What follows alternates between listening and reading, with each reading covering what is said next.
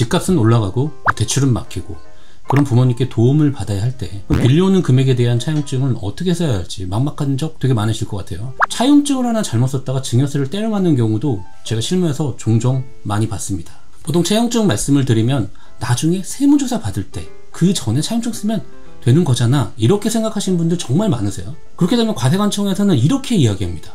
너 이거 원래는 징여잖아. 근데 조사 이제 시작하니까 이제 와서 차용이라고 둘러대는 거잖아. 세금 안 내려고. 이렇게 얘기합니다. 이번 영상 25년 세 번째 부동산 대책 이후 이제는 조정지역에서 더욱더 중요해진 차용증 작성법 그리고 사후관리, 증여세 걱정 없이 부모님 등 특수관계자에게 자금을 빌려서 조달하는 방법에 대한 최종 영상입니다. 구독받고 시작합니다. 빅텍스TV. 많은 사람들이 묻습니다. 차용증을 꼭 써야 할까요? 제 대답은 당연합니다 라고 합니다. 여러분이 부모님께 돈 빌리는데 이거 꼭 차용증까지 써가면서 일해야 하나? 당연합니다. 금융기관에서 빌리면 대출 약정서 쓰시잖아요. 똑같은 개념이라고 생각하시면 됩니다. 과세관청은 기본적으로 부모와 자녀 간 돈 거래를 차용으로 절대 인정하지 않으려고 합니다. 왜일까요? 부모님이랑 과연 얼마나 엄격하게 차용 관계를 가져가겠어. 그냥 준 거겠지. 증여세 내기 싫어서 이렇게 요식행위로 차용증 하나 만든 거겠지. 이렇게 생각하는 경향이 있어요. 그냥 의심의 눈초리로 보는 것이 가족 간 돈 거래이고 그냥 증여로 간주하고 세금을 부과할 수도 있다는 겁니다. 그러면 여러분은 차용증에 있어서 세금적인 어떤 효용성이 있을까? 라고 생각하실 거예요. 자, 한번 그래서 표로 한번 준비해 봤는데요.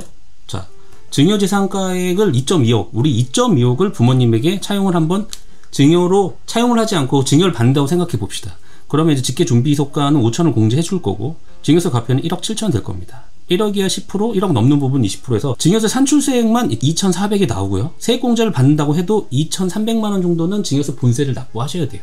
근데 만약에 이렇게 증여세 신고를 안 하고 차용증을 대충 썼을 때 어떤 리스크가까지 있냐? 나중에 이제 적출이 되면은 가산세 20%가 있겠죠? 그리고 납부지연 가산세까지 하면 얼추 한 3천만 원 정도의 그런 세금적인 리스크가 있을 거고 차용증만 잘 써도 이 세금적인 거를 줄여갈 수 있다.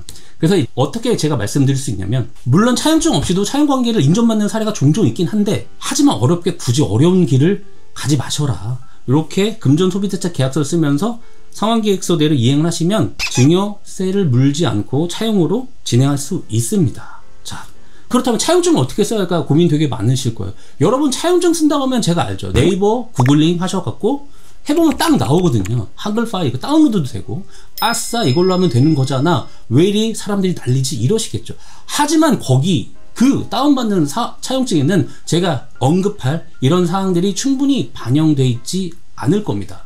자, 어떤 거냐? 채권자와 채무자의 인적사항인 뭐 주소라든가 연락처, 주민등록번호, 원금과 이자 약정의 상환길, 변제 방법, 그리고 금융기관 계좌번호, 지연이자, 그리고 조기 상환했을 때의 뭐 기한 이익 상실에 대한 약정, 원천세 등 세금 신고 언급, 관할 법원, 작성일 등등이 누락된 경우가 상당히 많습니다. 이런 요건을 다 갖추셔야 돼요. 다운받는 것들은 제가 방금 언급한 것들이 누락된 것들이 상당히 많아요. 그렇기 때문에 이런 요소를 잘 반영해야 한다는 겁니다. 제가 10가지를 여기서 안내해 드릴게요. 자, 1번 채권자와 채무자의 인적사항, 성명, 주민등록번호, 현 주소, 전화번호를 정확히 기재하시고요. 주민등록 초본을 첨부하면 상당히 좋은데 전자계약서로 진행할 때 서명인이 첨부하도록 해놓으면 상당히 편하고 분실 위험이 없습니다. 자, 2번 차용 금액과 이자율.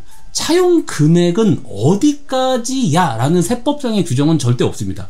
근데 이 차용이라는 게 결국은 원금과 이자의 상환을 전제로 한 것이기 때문에 상환 가능성의 목적을 두신다면 여러분의 가처분 소득으로 여러 가지 방식으로 상환을 하시겠죠. 그럼에도 불구하고 상환을 한 10년 정도 할 수 있도록 세팅하는 게 좋습니다. 그러면 원금 상환은 매월 한다고 하면 한 120번 정도겠네요. 그리고 이자율은 기재부령 우리 인정이자라고 하는 4.6%인데요. 너무 유명한 인정이자율 4.6%죠. 만약 여러분이 엄마한테 돈을 빌렸는데 2%만 이자를 드렸다면 문제가 될까요? 아, 4.6% 적게 준 이자가 매년 1,000만 원이 넘지 않게 된다면 문제가 크게 되진 않습니다. 자, 세 번째, 만기와 상환 방법. 제가 개인적으로 볼 땐 가장 중요하다고 생각하는 건데요. 저는 만기를 절대 10년을 넘지 말아라 라고 좀 말씀드립니다. 이게 의견이 많이 갈립니다. 어떤 세무사님은 1년, 3년, 5년 그리고 갱신해라 뭐 이런 것도 있는데요. 근데요, 제가 여기서 조세심판원 결정례를 한번 보여드리겠습니다. 여기서 제가 하이라이트된 요 글을 보면 사인 간의 통상적인 금전 소비 대차 거래와 비교하여 원금 상환이나 이자 지급의 시기 및 방법에 있어 차이가 있을 뿐만 아니라 이렇게 되어 있어요. 그래서 1년, 3년, 5년, 10년 이 기간보다는 어쩌면 이것보다는 통상적인 이 사회통념에 맞는가가 더 중요합니다. 상환 방식에 대한 언급은 구체적인 언급이 다른 영상이 없어서 제가 다른 영상으로 보충해 드릴 거예요. 원리금 균등, 원금 균등, 최전식 상환 여러 가지가 있습니다. 참고로 여러분이 친구가 집 산다고 3억 빌려달라고 하면서 나중에 집 팔리면 원금 갚고 그동안 이자는 꼬박꼬박 줄게 하시면 여러분 빌려주실 건가요? 그렇게는 안 빌려주실 거잖아요. 이미 답은 나왔죠. 자, 네 번째, 상환일과 자동이체입니다. 약정한 날짜에 정확한 금액을 지급하셔야 됩니다. 이런 약정일도 없는 차용증도 있어요. 저는 보통 채무자가 자녀들이 직장인들이 많기 때문에 급여일에 설정하시라고 제안드립니다. 그리고 자동이체를 설정하시라고 꼭 말씀드려요. 은행이 알아서 여러분 통장에서 출금을 할 거예요. 하지만 상대방, 여러분의 부모님은 금융기관이 아닙니다. 자, 5번 원천징수와 세무신고 하셔야 돼요. 돈을 빌린 자녀가 이자를 줄 때 25% 원천징수해서 다음 달 10일까지 납부하고 신고해야 됩니다. 예를 들어 월 이자가 지급액이 100만원이면 국세 25만원, 지방세 25,000원을 공제하고 72만 5천원만 부모님께 송금하셔야 됩니다. 세법상 이렇습니다. 이렇게 규정이 돼 있어요. 공식적으로. 이건 공식적인 거예요. 라고 영상에서는 말씀드리겠습니다. 근데요, 한번 생각해 보세요. 이게 얼마나 번거로운 일인지 한두 달만 해보시면 알게 됩니다. 어쩌면 원천징수 가산세를 부담하는 게 정신건강에 자, 6번 지연이자 또는 기한의 이익상실 관련해서도 넣으셔야 돼요. 어떤 사유로 약정일에 이자나 원금을 상환하지 못할 때가 있을 겁니다. 그것도 지연이자를 부담하는 게 통상적이죠. 은행은 그렇게 하니까요. 하지만 우리 차용증 작성할 때는 많이들 빼먹으세요. 이거 꼭 반영하셔야 되고요. 그래야 통상적인 사회통념에 맞는 차용증이 됩니다. 부모, 자식 간에는 생략할 수 있겠죠. 그래야 통상적인 사회통념에 맞는 차용증이 될 거고요. 부모, 자식 간이라도 이건 생략할 수 없습니다. 그리고 조기 상환 시에는 관련 수수료를 반영해서 기한의 이익 상실에 관련 내용을 담으면 정말 좋습니다. 항상 사회통념 타당성에 비춰서 금융기관이 하는 것처럼 작성을 해주셔야 돼요. 자, 7번째 차용증 작성 일자입니다. 이 작성 일자는 반드시 자금이 이체한 날 이전에 하시는 걸 제안드립니다. 세법에서는 부모님이 자금을 자녀 통장에 이렇게 이체를 하잖아요. 통장에 입금된 날을 증여일로 보거든요. 그렇기 때문에 입금된 날이라던가 그 전에 하셔야 되고요. 생각해 보세요. 우리가 은행에서 대출 받기 전에 대출 약정서 만드시잖아요. 그런 개념으로 받아들이시면 됩니다. 자, 8번째는 서명을 꼭 하셔야 돼요. 인간증명서를 첨부해라, 공증을 받아라, 내용증명, 다양한 방식이 온라인 세상에 있습니다만 이 영상을 보셨다면 그냥 저는 전자계약서로 진행을 하시라고 말씀드릴게요. 서명자의 IP라던가 서명일, 시, 초까지 나옵니다. 그리고 생성 날짜, 생성인이 명확하게 표기되기 때문에 법적인 효력을 어떤 기관과 다툴 여지가 절대 없죠. 그리고 코로나 때 외국에 계신 부모님에게 차용할 때도 아주 이건 요긴하게 사용했던 적이 있어요. 물리적인 거리를 한 방에 날리기 때문에 꼭 전자계약서를 사용하시고요. 자동으로 보관이 되니까 분실 위험도 현저하게 적죠. 자, 9번째 상환계획서를 꼭 작성하십시오. 관련 내용을 담은 차용증과 그리고 상환계획서, 이에 따른 이행, 완벽해질 수 있는데요. 상환계획서가 왜 중요하냐면요. 여러분 한번 생각해 보세요. 여러 가지 상환 방식이 있습니다. 원리금, 균등, 원금 균등, 최진식 상환.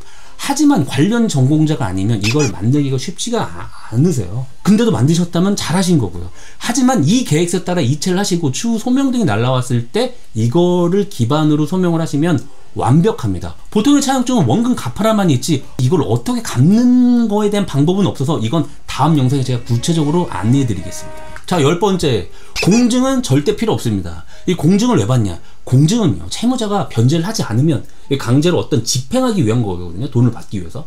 솔직히 이 차용증 관심 여러분들 밖에 있는 사람은 없습니다. 부모님, 자녀, 그리고 부동산원 소명을 날리는 부동산원이라던가 구청, 더 멀리 나가면 세무서 직원들, 요 분들만 관심이 있거든요. 안 갚으면 증여 이슈가 생기지 강제 집행 등을 할 일이 없기 때문이잖아요. 전자계약서로 생성일들이 자동으로 입증되기 때문에 공증은 절대 필요 없습니다. 자, 오늘 영상 마무리하면서 핵심만 한번 정리해 보겠습니다. 첫째, 주택 구매 시 부모님께 돈 빌릴 때는 차용증 무조건 필수다. 차용증으로 절세도 가능하니까 네이버 구글에서 다운받지 마셔라. 둘째, 차용증 작성은 차용 당시에 즉시 하시고요. 상환계획서와 함께 전자계약으로 진행하십시오. 공증이나 내용 증명은 조금 옛날 방식입니다. 자, 셋째, 여러분의 상환 능력에 맞는 차용을 진행하십시오. 여러분이 만약에 연소득 4천인데 8억을 차용한다? 실질적으로 상환 능력이 부족해지면서요, 증여 이슈가 생길 수 있습니다. 자, 넷째, 애매한 만기에 절대 안 된다.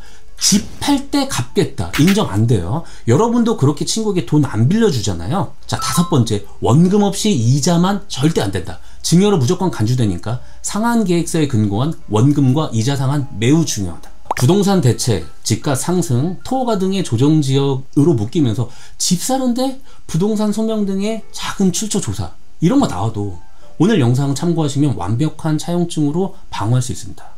혹시 이 부분 좀 헷갈린다, 이런 부분 조금만 더 자세히 설명해 주면 좋겠다는 부분 댓글로 남겨주시면 제가 상세히 설명해 드리겠습니다. 저는 여러분이 빌리면 그 다음에 어떻게 갚는 건데에 대한 구체적인 방식, 상환 방식에 대한 차이점을 바로 이어서 영상을 찍고 올리도록 하겠습니다. 알면 돈이 되는 채널 노텍스 구독, 좋아요, 알림 설정 꼭 부탁드리겠습니다. 그리고 주변에 널리 공유도 부탁드립니다. 감사합니다.